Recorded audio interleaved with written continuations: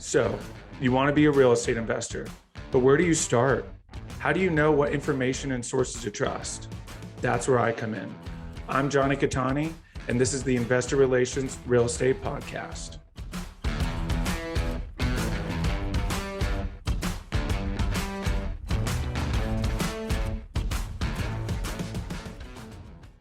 Hey guys, real quick, before we start, go to investwithcattani.com and download my free ebook, Is Commercial Real Estate Recession Proof? Now to today's show. What's up, guys, and welcome to another episode of the Investor Relations Real Estate Podcast. I'm your host, Jonny Cattani, and I'm joined today by Aaron Chapman. Aaron, a veteran in the finance industry beginning 1997, exited mining, heavy equipment operation, welding, and long-haul truck driving. Since entering the finance industry, his clientele has ranged from those purchasing their first home, building their dream home, or investing in multiple properties for long-term cash flow. His expertise is in the complicated. Presently ranked in the top 1% in an industry of over 300,000 licensed loan originators, closing in excess of 100 transactions per month. Aaron is that battle-worn partner every real estate entrepreneur needs to walk through the tough parts of building a real estate business. Aaron, welcome to the show. Thanks, Jonathan. I appreciate it, brother. Absolutely. Very excited to have you. A lot to get to today. We were kind of talking off camera. Economics are such a huge part of investing, especially we should all be paying attention to it, really. And subjectively, I think everyone should have a basic finance understanding so we can understand truly how the world operates. But that's a story for another time. So as we do with all of our guests, let's go back to the beginning. We kind of alluded there. You were in mining and heavy equipment. What shifted and what brought you over to this industry? Well, as a young parent, right, you start to realize that life can be really, really rough, and it has a way of creating problems for you that you're not quite ready for, because you lived a childhood in with parents, at least I did, who really kind of shielded me from all that stuff. I didn't realize exactly what life can do to you. Well, life had that opportunity to punch me in the face. What it is I was working in the mines in northern New Mexico. I absolutely loved the job. And then they started shutting down the project, and I was one of the guys that got laid off. I felt I would have no problem coming back to Arizona, getting a job at a very long resume, from cattle ranch into equipment to truck driving, all these things. I couldn't find anything to save my life. Everything that I applied for, I was getting turned down because I was overqualified, as they would state. I even went to an additional one that was like, this is like bottom of the rung for me. I was going to go to this landscape company to haul landscape rock, making $10 an hour. I got shot down for that as well. That same day, my wife gave me a coupon for free diapers to go get some because we were running out, and I couldn't even afford those. I mean, that coupon was reminding me of how damn broke I was. And as I'm leaving that place to go at least hit a grocery store on the way home, my gas light comes on in my truck, furthering the complication of my day. I found a grocery store that had a gas station out on the corner, pulled up to that gas station, ran my debit card. I got a decline because of my overdrawn account. Well, I rifled through my truck in hopes of finding $1 or $2, and I found a few coins. Kind of dropped my head, came to a conclusion, I need to find more. So I started walking that parking lot looking for change. And after what seemed like a couple of hours, I found enough change to exchange that for a couple gallons of gas and then get myself home. Went into the grocery store after getting my gas. I exchanged the coupon for the diapers, and I'm standing there at that checkout counter, man, and I'm handing that coupon to that cashier for the one item that I had. Another insult to what's going on in my life. And I just felt lower than low every time I made a move that day. And as I'm exiting, trying to kind of keep composure about things, a familiar face saw me. He ran me down. We got to talking. He asked how things were. I explained what I had just experienced to him, like I explained to you and the listeners here. And he said, "Hey, let's go to dinner." I'm like, "Dude, I can't afford dinner." He says, "Well, I got a gift certificate to Red Lobster from a client." He goes, "Let me tell you about the mortgage industry." It's like, I knew nothing about the mortgage industry. As far as I was concerned, it was a negative word. Mortgage was the reason the old man, the old lady lost the farm on the TV shows. But we went anyway. And I was just a free dinner, right? Why not? Well, he explained this to me, and then he gave me the business card for a local company. And I went in there and shaved, took a foot of hair off my hair, shaved. My mom bought me some professional style clothes, and they started me as a telemarketer in 1997. That's where it all started. Wow. What a story. Thank you so much for sharing that. And how powerful, to get to that point. And unfortunately, sometimes that's what it takes. I can very much relate. I have definitely had to scrounge for change in order to put enough, not even a whole gallon of gas, but enough to at least get back to my house. So totally understand that. Sounds like kind of the rest is history from there. So what's that process been like from literally knowing nothing to becoming one of the top, ranked originators in the industry? Well, it's been one hell of a process. Ultimately, I don't think I ever would have looked at this industry if I wasn't knocked to that level. So to me, it was a great blessing to get that type of a beating to point me here and be willing to take the beating that it is to get into an industry you don't understand, right? Being a telemarketer sucks. But then you start to understanding that, hey, this sucks whether I have a great conversation with the guy or whether I sit here and follow the script. When I followed the script, I got nowhere. But when I decided just to have a conversation with people, I started to get somewhere. And so you start realizing things and you start paying attention to the people around you. You start learning little tricks from different people. And what I realized is you just got to be you. And as you can see, I don't look like your average mortgage guy or banker or anything to that effect, but it just took me time to get there. And with the 2008 situation, the crash that happened there, I also got in a motorcycle accident August 8th of 2008. I woke up in the hospital, was going to be in a wheelchair for a certain period of time. I had a memory that would last only 3 minutes. At the same time, my entire net worth pinwheeled down to nothing, to a negative $1.5 million net worth. So I had to come out back from all of that. So I've got the blessing of multiple restarts. The last restart that I had was 2015. I had a business partner a guy who approached me. He was basically the leader in my space, the real estate investment lending space for conventional loans. He approached me and said, hey, we should merge our businesses. So we did. 6 months later, he yanked the rug out and pretty much took everything, and I had to start over at zero. But I didn't start at zero. I started with the knowledge of everything that I learned going up to that point and everything I learned from him. The guy was pretty brilliant with what he did, but he was just underhanded, right? Well, what I did was able to take the knowledge that I got, and I sat down with a little team of a couple of people that I had on my team, and I said, that phone's going to ring in a few minutes, because it just always has, right? I still have a reputation out there, whether he took everything from me or not. And when it does, what are we going to do? And we built a process right there together, and we kept building upon that process. Now I have 32 staff members. I close 6 transactions every working day on the average. And the average person in my space right now does 2 transactions a day. So I'm ranked number 20 in the United States, and it's all from finding a process, following the process, and just being myself with everybody I talk to, and having genuine concern for that individual. Everybody I talk to, I need to make sure that they're successful as an investor. I don't give a damn if I do the loan. As long as I'm concerned with them being successful, I do the loan plus another 10 of theirs. So every conversation for me is worth hundreds of thousands of dollars. Absolutely. That's so incredible that you're willing to take that time, because, I've had conversations, and, a lot of investors have 2 or 3 lenders on, like ready to go, because you never know when one, people get fired, or it's a brand new team, or whatever it may be. But when you can find one that's on your side that will do anything they can, will work as hard as they can to get the loan done, as long as, everything's in place. It's such an incredible thing to have on your side, which obviously you can attest to, because people keep coming back to you. And that's why I have the business we have. And what I did was, instead of me doing the loan perfectly every time, I hired a massive staff of all the best people I could find to do that perfectly. And where my time is spent is in what we're going to talk about here on this particular podcast, or YouTube show, or whatever you want to call it, to the level that I get to with every single new client. My goal is to try and talk to every new client I can. I've got senior staff members that jump in sometimes. I try and talk to them at least, if not before or after, and we spend a half hour, 45 minutes just changing their mindset. Because too often people come into buying investment real estate like a consumer, spending money and going into debt. My goal is to take them and turn them into now the CEO of their real estate investment business, and understand what 2 things, they only have to focus on 2 things to be successful as the CEO of their real estate investment business. I love that. Let's get into it. This is the fun part. All right.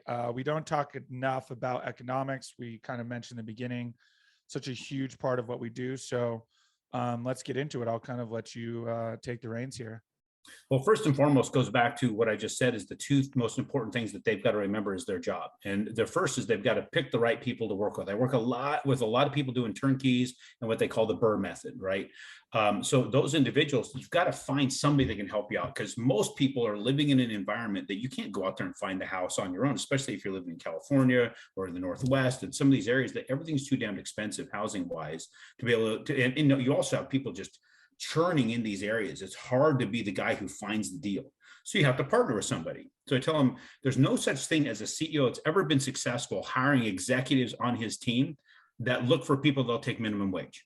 Doesn't happen, right? You can't find a minimum wage executive. It doesn't exist. You have to find the best at what they do to be successful, not find the cheapest. So when they find a good team that can source, acquire, rehab, build, manage, maintain their business, they've got an operations division for free just by buying that asset. Now, on the other side of it, they need a solid finance team, because what we find when we're done with this whole process here is that what creates the most wealth in any investment transaction is the ability to leverage, not your cash on cash return, not your cap rates, not your appreciation, none of that. It has to do with the leverage that creates the most wealth, and we'll explain why. Now you've got your team. The second thing they have to do is and the only other thing that they really have to do is understand well enough the markets they're in that every asset they buy, they can keep reasonably rented for the entire time they own it, and that they can raise rents on it. You can do that, everything's taken care of. So we're going to start off with a little bit of math. You got pad, pen, paper, calculator. I love math. Let's go. Good. I'm glad you love math. A lot of people are like, man, I'm not really good at math. And it's like, I'm not going to hit you with hard shit. I'm going to hit you with simple stuff so our brains sync up. So that's why everybody listening to this, if you're driving down the freeway and you can't do the math yourself, pull the numbers in your head, visualize what we're talking about. This is how we sync our brains up. So we're going to start with the baselines on just a standard single family purchase for your first time investor. And we're going to use basic numbers just for the sake of the math. So let's say it's $100,000 purchase. We put that down as our first baseline. Then we're going to say you're putting 20% down. You're going to have a 1% rent to value ratio, a 30-year fixed loan with $200 a month in cash flow. Now, does any of that sound completely off base, or does it sound semi-realistic? Yeah, no, that absolutely sounds very realistic. I mean, okay, very realistic numbers. Yeah. Okay, so if you did your job as a CEO of your real estate investment business, got the right people to work with, found the right business, which is the property that you can keep reasonably rented for the entire time you own it, and that you raise rents, who pays off the leverage? The tenant. The tenant. Okay, so let's determine how much that is. You got a $100,000 purchase price. You put 20% down. How much is your initial investment? What's your down payment? 20,000. 20,000 bucks. So you financed how much? 80,000. 80,000. So we determined the tenant pays off 80,000. This is where the math starts to kick in. They're going to pay it off over 30 years. You know, some people will use their cash flow to play it off faster. I'm here to tell you, quit doing that shit, and we'll explain why. So take 80,000, divide it by 30, because that's how many years it's going to take your tenant to pay that off. And give me the exact number you come up with, down to the penny. $2,666.06 with a repentance. Goes on forever. Yep. So $2,666.67 to round up, right? Perfect. Yep. Now divide that, hit your divide button into the 20,000, which was what your investment was, and tell me what you get. 13 cents. Actually, 0.13. 13.33% of the 20,000. So what that means is your tenant is going to be paying down the note, the 80,000, averaging over 30 years. There's an amortization table. We'll talk about that later, but averaging over 30 years, $2,666.67 per year. You divide that into the 20,000. That means your 20,000 will grow averaged over 30 years by 13.33% of the original 20,000 every single year for 30 years. Sound fair? Sounds great. Right. So how often do you have a predictable way to grow 20,000 by 13.33% of the original 20,000 every year? Only this way. Only in real estate have I ever seen it. That's the only place I've seen it too. So we set that aside. We know that. We know you've got a 13.33% increase on your initial investment just by doing your job on the two points you have to do. That's sitting over there. Okay. Now, we were talking about our cash flow. How much cash flow are we getting? 200 a month. 200 a month. Not a lot of people are going to get excited about that, right? When we're only charging a 1% rent to value ratio, that means how much in rent per month? What's that? 2,000? 1,000. What's that? It's $1,000 a month. $1,000 a month. Yes. So 1%. What that, for those who don't know what rent to value ratio is you're going to have monthly rent the property for 1% of its value, and you bought it for 100,000. So we're going to rent it for $1,000 a month. So in this example, $1,000 a month is generating $200 a month cash flow. People don't get excited about it, but it's at least a decent return. So we live in an inflationary environment, do we not? Yes. Do you know what the rate of inflation is today? Well, what they show us is around 8.5, but it's probably somewhere more like 10 to 12, I would imagine. Well, let's do a little share screen here. So people, Okay. you need to give me co-host capability here, and I'll share some stuff with everybody. Yeah, so yes, absolutely. the Federal Reserve gives us a metric, the consumer price index, to tell us what inflation is. They also like to use something called the personal consumption expenditures index, which originally designed would take a person's cost of living to maintain their lifestyle and year over year show what it takes to maintain that same lifestyle. But they've been evolving this. And here's where I'm going to share with you guys their evolution of this. So where I'm going to go is a site called Shadow Stats. Can you see this green thing that says government shadow statistics? No, it has not shown. Oh, there it is. Love Shadow Stats. Okay, so we'll go to Shadow Stats. I've logged in. I encourage everybody get a login. It's only $100 a year. If you're just listening in your car, you can go to my YouTube at Jonny Cattani, and this will be here. And I'm sure Aaron will put it on his as well. 100%. So you got shadowstats.com. We're going to go over to alternate data, hover over that tab, scroll down to inflation. This will get into a lot of explanation on inflation. What I'm going to do is I'm going to zoom in on a specific chart here. And this is their alternate data chart, starting with when they really started tracking inflation and really labeling all out with the CPI. So back in 1981 is when this all started. And if you're looking on the screen, you'll see basically a line that's declining, showing that inflation was getting better from 1981 into about the 1983, 1984 range. But then you see about that time frame is when it starts to have a divergence here. You've got a red line, which represents the CPI, a blue line, which represents the alternate data calculation from Shadow Stats, which is adding back in the things that the Federal Reserve decided to stop following with the CPI, which is food costs, energy costs, segments of housing, and other volatile things that they cannot control with monetary policy. They're going with things that stay steady, not things that are volatile. Therefore, they can say, look what we're doing for your inflation. Right. So as you start to look at this, they're claiming that it's stayed somewhere in the range of anywhere below 3% for, God, it looks like all the way back for 1997. It went up quite a few times, but averaging about 3% since 1997 up until about 2020. Well, then it spikes. Right now we're showing 8.5%, but if you look at the real rate of inflation, it's over 16%. Mm-hmm. So we're saying about 16.5%. So last time we saw inflation, if you're looking at this chart of this magnitude, with all things added together, was back in the 80s. We're exceeding the inflation back in the 80s. And this is where it starts to get even more interesting. We start to look at what they did to us back then. I'm actually going to pull up another chart here. And is the same chart still showing? I think it should, right? All right. So I'm going to scroll down so I can show you guys another one here, because I wished I could put these all on one chart, but for some reason I haven't got that kind of stuff figured out with my capability. So I'm going to stop. I'm going to do a new share here, and we're going to do this one. Okay, so this shows you the interest rates since the 70s. And our current rate of inflation over 16%. And the last time we saw rate of inflation this high was in 1982, correct? Yep. So you can't see this, but where's 1982? Now you can see it. Where's 1982? Straight up. Straight up. 17, 18%. Unfortunately, this is not sizing well for the screen, but you're looking at about 18% for 1982. Wow. So what I explained to people is the interest rate, guys, for those just listening. Yes. So the interest rate was nearly 18% at this time, approaching 19, the last time we saw inflation of this magnitude. So what I want to explain to folks is that if our interest rates where they should be based upon inflation. We should be sitting at that 15, 16, 17, 18 right now. Instead, we're somewhere, for a real estate investor, somewhere in the sixes. And you'd be amazed at how many people come up. It's like, I can't believe the rates are going up this high. That's so crazy. Like, really? Be grateful. Be absolutely grateful, because we should literally be 10% higher. Now, one of the things that I did show, and I'm going to pull that one back up again, has to do with, let me see here.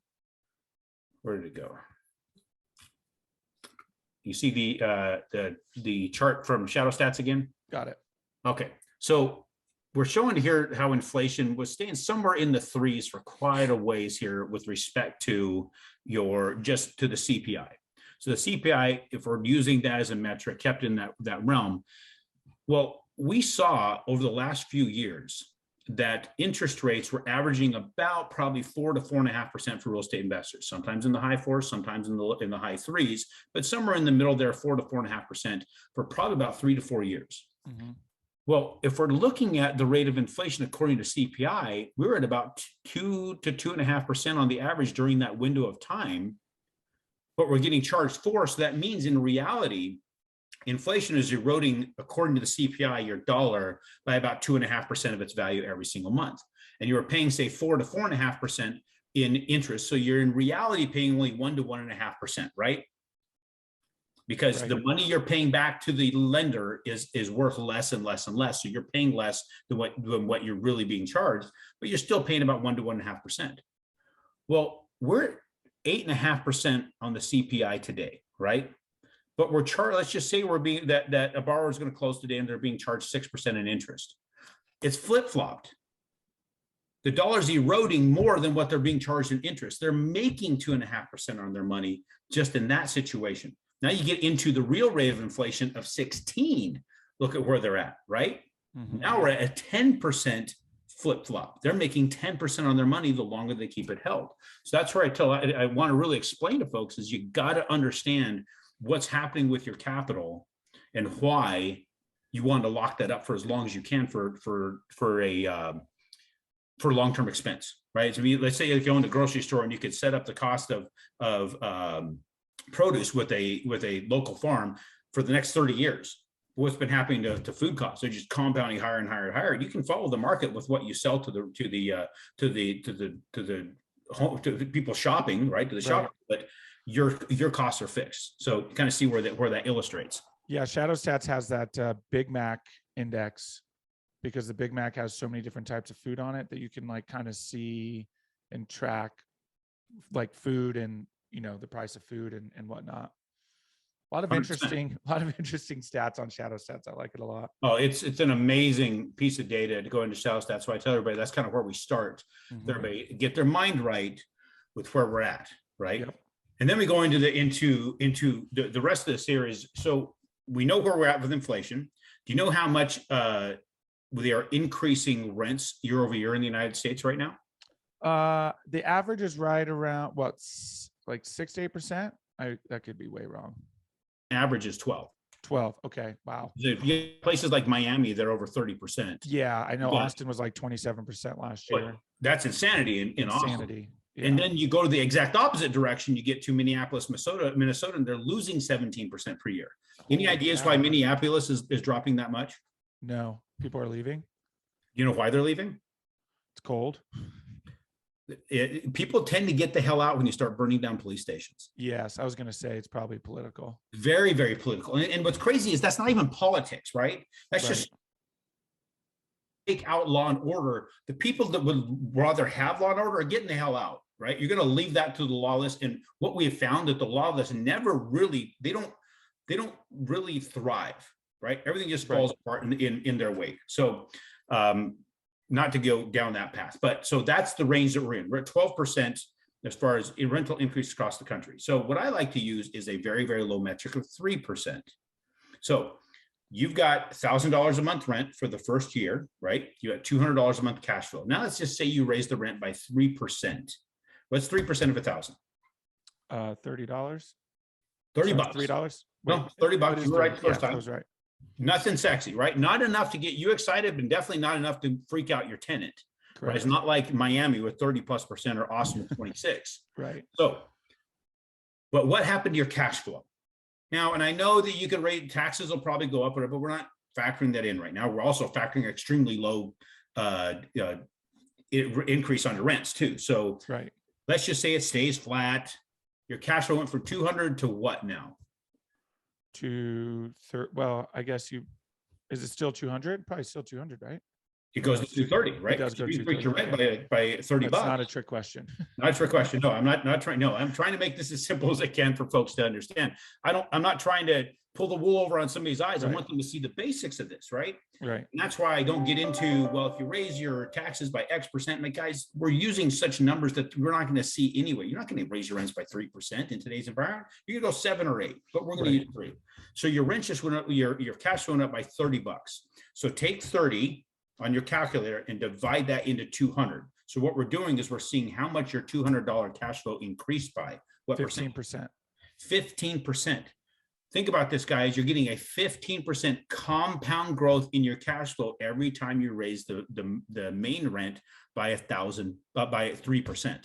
You take your 1,000, raise it 3%. It translates to a 15% growth in your cash flow. Where else are you getting that kind of a compound growth in your income? Nowhere. Nowhere that I'm aware of, right? Nope. Unless you just, I mean, there's ways, but it's for the very, very, very few. Okay, so we determined that. Does the lender get to increase the payment on their loan to pace inflation? Nope. Not at all.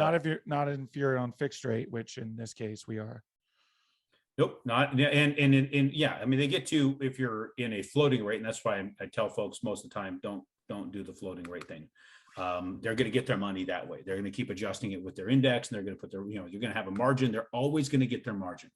So here's what we're going to do. I'm going to show you guys another thing I've got here. Another share screen. This has been awesome. Thank you. All right, so here's what we got. We've got this same deal, $100,000 purchase price, $80,000 loan. You're going to pay $532.24 per month for 360 months. I'm going to scroll to the entire 360. For those just listening, we're looking at an amortization schedule for this exact loan that we've been putting together. Yep, we're showing all the payments and the total principal and interest paid. So total principal paid, of course, is $80,000. Total interest paid is $111,607.12 for a total of $191,607 is what your total principal and interest will be, right? So a lot of people are like, man, this is where I want to take my cash flow and pay that off because I'm paying more than double what I borrowed. Remember, we got inflation eroding the dollar. So right now we're saying it's 8.5%. If you look at shadow stats, it's been over 8% for years. So I always plug in the annual inflation at 8%. That's what I have plugged into this calculator. When you recalculate every dollar that leaves your hands at an 8% inflation means the dollar is losing 0.666% of its value every single month. That's some mark of the beast shit right there, guys. That's how much your dollar is losing every single month at 8% inflation. Well, if every time it leaves your hands, you gave them less, right? So those monthly payments will equal over 30 years, not 80,000 principal, not 111,607.12 in interest. It equals $72,535.80. That's what you're paying back. You're increasing your income as the lender's getting paid less every single month. Wow. So you leverage high, you leverage long, you pay off slow.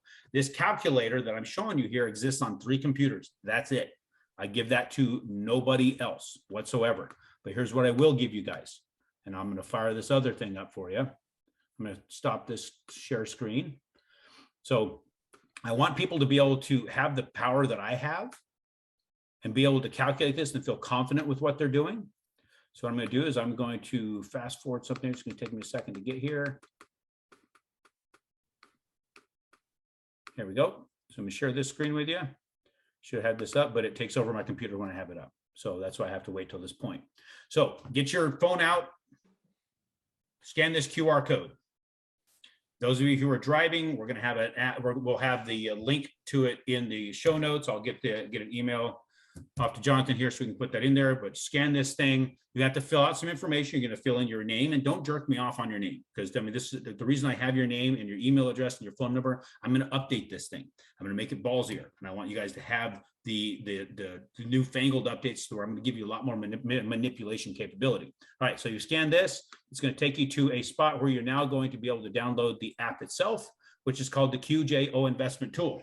I named it that because it's the quit jerking off investment tool. That's what people are doing when they're sitting there trying to figure out cash rates and cash on cash return, or trying to time the market. Quit jerking off, figure it out. How you get there by getting the dang tool. So we're going to go ahead and step into the next one. You're going to find these four calculators on here. They're all good calculators that are used by lenders, but not handed to the public. I'm handing it to the public, and when you get it, reach out to me. We'll teach you about the other ones. But right now we're doing the mortgage amortization schedule calculator. You're going to put in your down payment. You're going to put in your purchase price. In this particular example, I had 150,000. Doesn't matter what you put. If I would have done it right, I would just put 100,000. We got, in this one, I put an annual interest rate of 6%. We're going to calculate this. Now you're going to show your principal, your interest payment. It's going to have at the bottom, your loan balance after one payment. But what you want to do is you want to go up to the upper right-hand corner. You can click on the calendar icon. It'll bring up all 30 years. So every year you get to see how inflation has affected your balance. I'm going to scroll all the way to the right to 2052, save and close. And then we get to scroll back down to the bottom. You see total payments of $259,005.83. But after 8% inflation has eroded it, you see your inflation adjusted payment is $98,000. Wow. So see the difference here? Here's what's really another cool thing here. Your payment, the very last payment 30 years from now, is still $719.46. But that is equivalent, or has the same buying power, of $65.79 today. And that's how I have that showing here, to show exactly how powerful inflation is and how much damage it does to you if you don't invest in inflation. The only place to invest in inflation is by long-term leverage on a fixed asset. So if you decided before you weren't getting the QR code, now you want it, here you go. I'm giving it to you again. Sweet. Wow, that was incredible. It's always nice to, listen, like, I'm in this for a reason. I, understand this, but being able to see it like this and really understand it, especially as a numbers guy, that's pretty powerful. So hopefully those that are listening are really starting to understand, what these assets can do for you. Yeah, and it's all foreign data. It's not stuff that you're used to hearing, and that's, to me, it's a good punch in the face. But what I hear a lot of people say that want to poke holes in this and say, wait a minute, this can't be right. Why would a lender lend me money for 30 years that they're losing that much? That makes no sense to me. Have you guys ever noticed, and I'll just ask you, Jonathan, have you ever noticed how often it's time to refinance because the rates are lower? Yeah, constantly. It's constant, right? What I've noticed in my career, I've been doing this since 97, it seems to come about every 4 or 5 years. So what I decided to do is take a look at this. It's like, why, now that I've discovered that lenders actually lose a ton of money, why? And then it hit me. It's like, wait a minute, the person never stays in the deal, right? They're constantly being churned. So let's look at what 4 years looks like. And I'm going to pull up another screen here. This is an actual deal. What I do is I had to retype it, take the person's name off of it. Actual deal. The guy had bought 120,000. He financed 120,000, right? $150,000 loan, $150,000 purchase price, $120,000 loan. Well, after 4 years of paying $719.46, he had paid down the balance from $120,000 to $113,537.49. So $113,537.49. So what that means is he paid a total of $34,524 in payments. That's how many payments left his hand. But the principal only went down $6,462.51. Look what the bank just did. They charged him 34 and change. He only paid it down 6,000 and change. And then they called him up, said, rates are good, you should refinance. What does he do? He refinances. And this is the exact deal. He had a balance of $114,642. They say there's closing costs and taxes and prepaids. Let's just add that on your loan. So they added closing costs of $2,769. Not a lot, right? People are like, that's not a big deal. Then they added $2,422 in prepaid items, which is taxes and insurance and those things, for a grand total of $119,833.96. How much different is he now after his refi than he was when he bought the house 4 years before? Oh, it's probably more. He's literally 170, was that $167 off.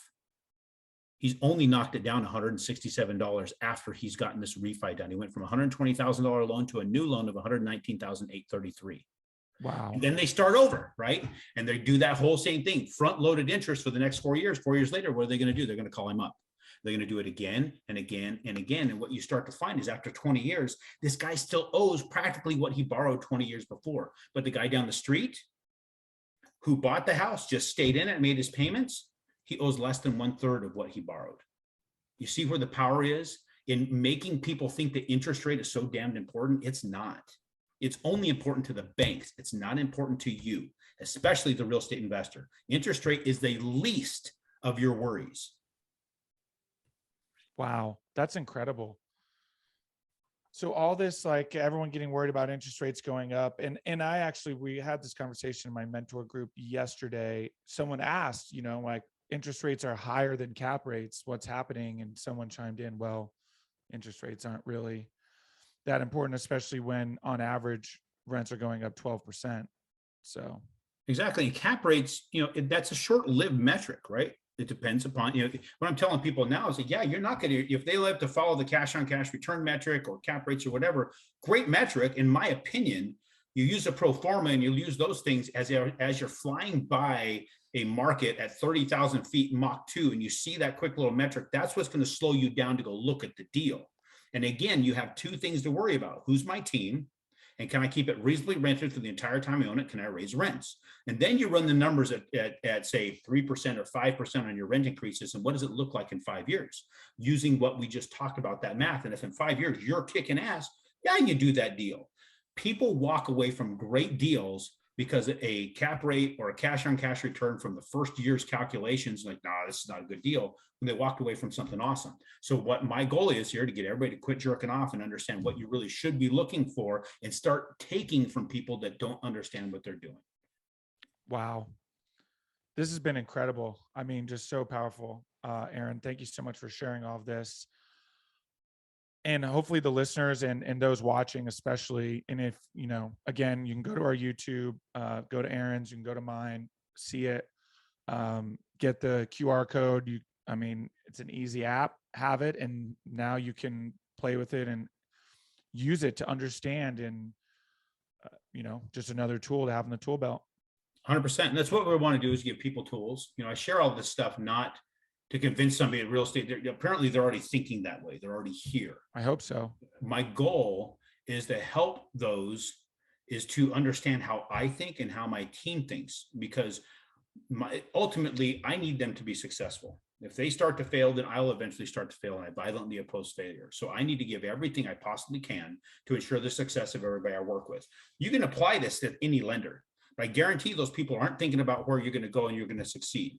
One thing I want a person to consider, they may think Aaron's doing 100 loans a month. That's 6 transactions a day. That guy's too damn busy for me. I need somebody to hold my hand. Well, let's think about this for a second.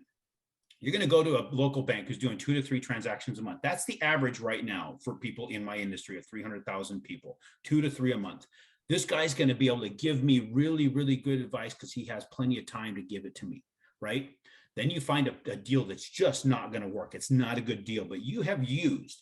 Here's the one thing I've noticed, that humans, your biggest enemy is yourself, because you understand what excuses you will take. You understand what things that you can manipulate yourself with better than anybody else. And you will talk yourself into some shit you should never do. But you start talking yourself into it, and then you go to this guy and say, look at this deal. What do you think? Well, you're half of his income that month. What do you think he's going to tell you? Right. Yeah, he's going to tell you should do it. He's going to reiterate everything excuse you gave yourself so he gets paid. He doesn't give a damn what happens to you.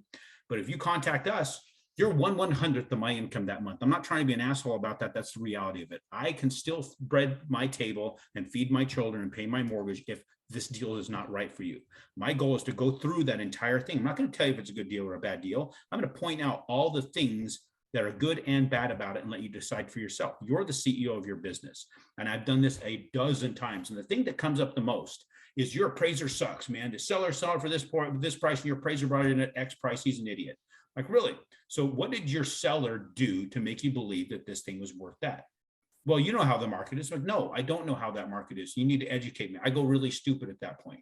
So I need to get a list of comparable sales that your seller has used to determine his price. So they send me that list of comparable sales. We pull them up on the internet together. I have them go to realtor.com and pull up the pictures of the inside.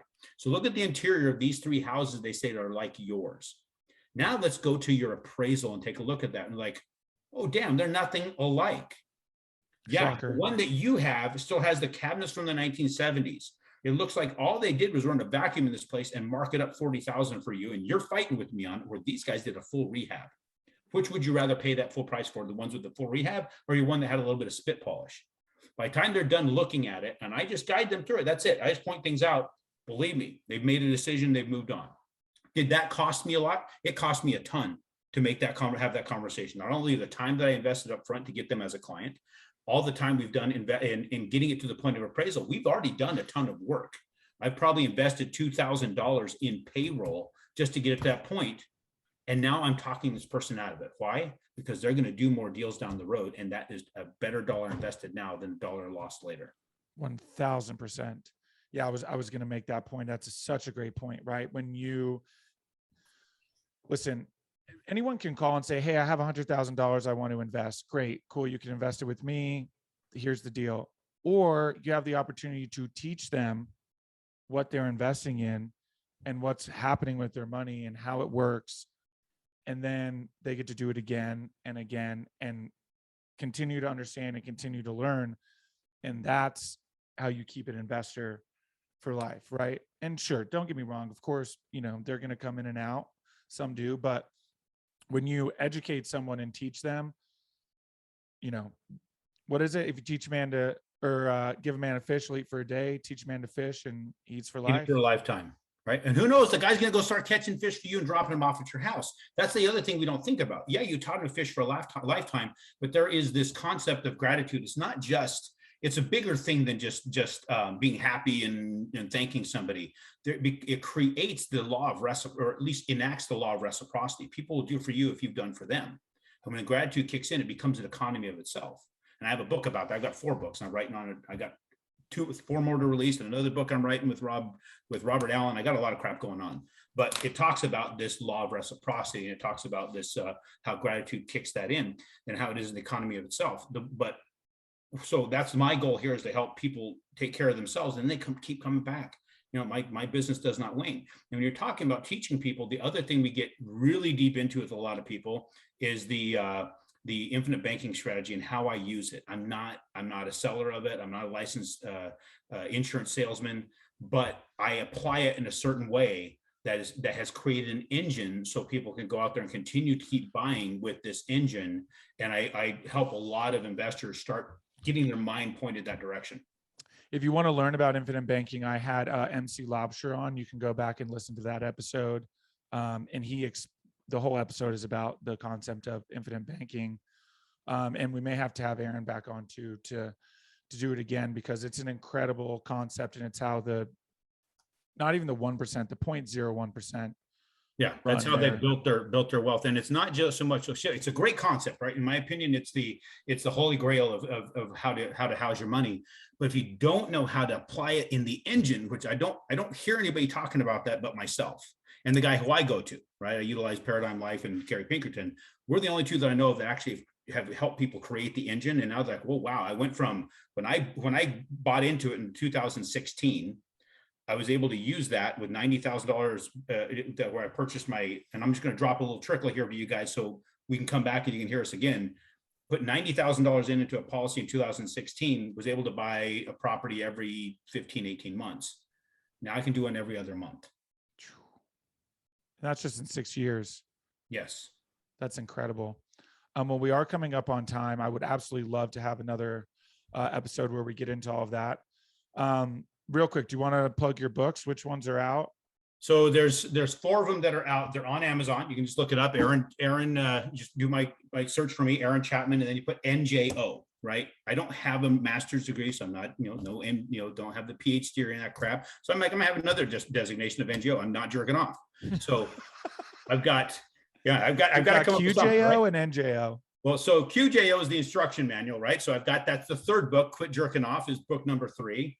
Book number 1 is Point Your Head and Heart, Your Ass Will Follow. It basically talks about the depth of how writing shit down, right? And I show actual events that happen in my existence that when you write stuff down and you move with intention, how it works. The second is the practical application of gratitude, not a sexy title, but it's the economy of gratitude. That's really just not a feeling. It's an actual economy. It's something that happens between us and us. It's not between us and God. It's between me and you.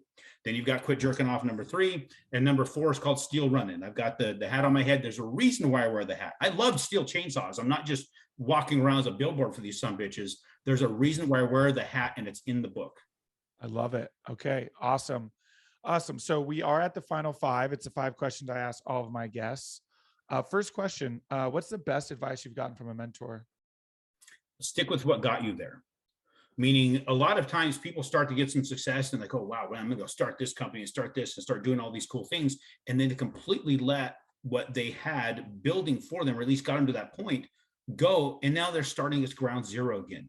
Stick with the thing that got you where you are and keep nurturing that to continue to grow. Absolutely. Build that to where it can function without you, and then go find 100%. something else. I love that. Such great advice. What is it about your career that makes you feel like you're fulfilling your why? The ability to talk to all kinds of people of all walks of life. It doesn't matter if it's a guy who's just barely getting out of school and trying to make something of himself, because I've been there, or I'm talking to literally sat down with billionaires. I get the opportunity to interact with these and develop friendships. My why I've never really had, people talk about their why and they put their family's picture up and got bullshit. You're not even with your family. If that was your why, you wouldn't be here. Right? Don't give you that crap. Your why is to be out there building yourself up. And that's what we're doing. What's building me up is not just my interaction with my family and providing for them. Sure, that's my job. I better damn well do that. But it's being able to connect with a lot of really awesome people on a level beyond calling them up and doing business. I have friends everywhere. Tons of them. Every client is a friend. If they're not a friend, they're not even a client. Wow. I love that. That's awesome. So powerful. What's your favorite non-real estate or investment related book? Right here. And it's not Quit Jerking Off. You should. The Master Key System, in my opinion, is the greatest piece of literature ever created. It was handed to me by, it was a client. I met with her and she brought her lawyer sister to come tear me apart. By the time we were done, her lawyer sister's hugging me and she got me this book. This is the most amazing piece of material I've ever read. And what it is, it was a correspondence course in 1910 that had 24 lessons. And what you did every single week, you would read the lesson every day of the week, and you would do the exercise, the mental exercise. It's literally training you how to control your brain instead of allowing it to drift all over the place. Wow. I love that. That's definitely something we could all learn. I am absolutely gonna put that book on my list. Don't go cheap on it, man. You do the entire process. I've done it 8 times. Wow. And it has completely changed my life to control and help me focus. You got to keep doing it because our brains has a way of getting crazy. Absolutely. If you could have any superpower, what would it be? To be able to read minds. I really love being able to sit there and predict what a person's going to do. And people are very, very predictable, but I really love to be able to hear what's going on between their ears. Yeah, especially if you spend enough time with them. We're all pretty much creatures of habit. So exactly. If we all had that superpower, we'd listen to Brandon talking at his podium and hear nothing but hollow bouncing around, right? So if you get to read that mind, there's nothing to read. You're like, wow, it's really quiet in here. So I'm going to take a nap. Is that a mouse running? Oh, I love it. Awesome. And last one, what's the best way for people to get a hold of you and learn more? Best is go to my website, aaronchapman.com. If it doesn't work, there's aaronbchapman.com. That one works better. I don't know why. If that still doesn't work, you just Google me. There's like 5 out there of any real consequence with my same name. There's one's a British football player or soccer player.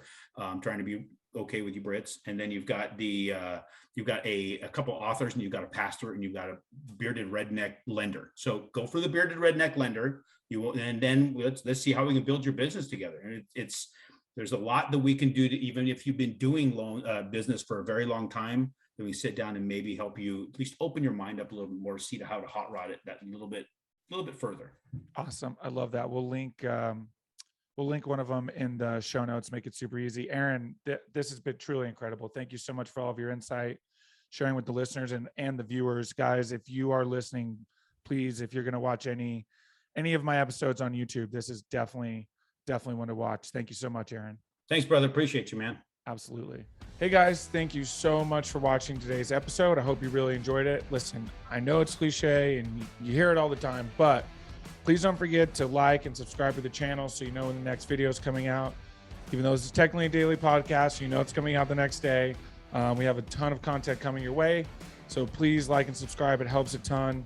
Leave comments. Would love to know what you guys think. And we will see you on the next one. Thanks so much.